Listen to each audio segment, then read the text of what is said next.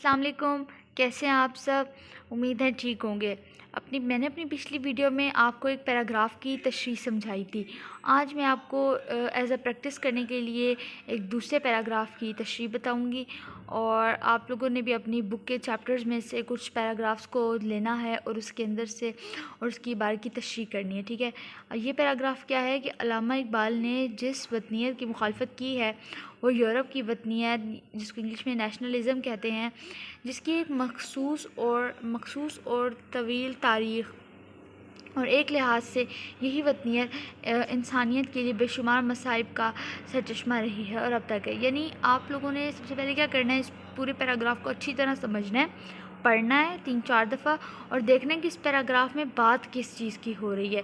अगर तो वतन के बारे में हो रही है, कौमियत वतनियत आ रही है, तो आपके लिए तशरीह करना बहुत ज़्यादा आसान हो जाएगा। जैसे कि मैं थोड़ी सी भी आपको पढ़ के सुनाती हूँ कि ये सबक एक मज़मून है, ये भी मज़मून है सबक पिछले वाली की तरह, जिसमें डॉक्टर सैयद अब्दुल्ला ने पाकिस्तानी कौमियत के मसले पर बहस की है। सबसे पहले उन्होंने नज़रिया पाकिस्तान और तश्कील पाकिस्तान के मकासद के पेश नज़र पाकिस्तानी कौमियत की वजाहत की है कि उसकी बुनियाद इस्लाम है। फिर उन्होंने पाकिस्तानी कौमियत के तस्वुर की रोशनी में सूबाइयत परस्ती और अब ये आप देख रहे हैं कि ये मिलता जुलता है पिछले वाले से।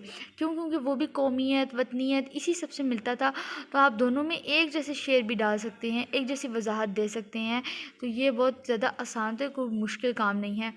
अब जिस तरह मैंने आपको अपनी लास्ट वीडियो में बताया था कि आप शेर डाल सकते हैं, लेकिन अब उसने यहाँ पे भी शेर डाले हुए कि इन ताज़ा खुदाओं में बड़ा सबसे वतन है, जो पेरहन इसका है वो मज़हब का कफन है। आप लोग इसमें ये शेर भी डाल सकते हैं। ठीक है, फिर आगे लिखा है, ये भी तशरीह का अगला ही हिस्सा है, लेकिन डॉक्टर सैयद अब्दुल्ला लिखते हैं कि डॉक्टर इकबाल सिर्फ़ इस तस्वुर के मुखालिफ थे जो यूरोप की वतनियत का तस्वुर है, जिसकी अपनी एक तवील है।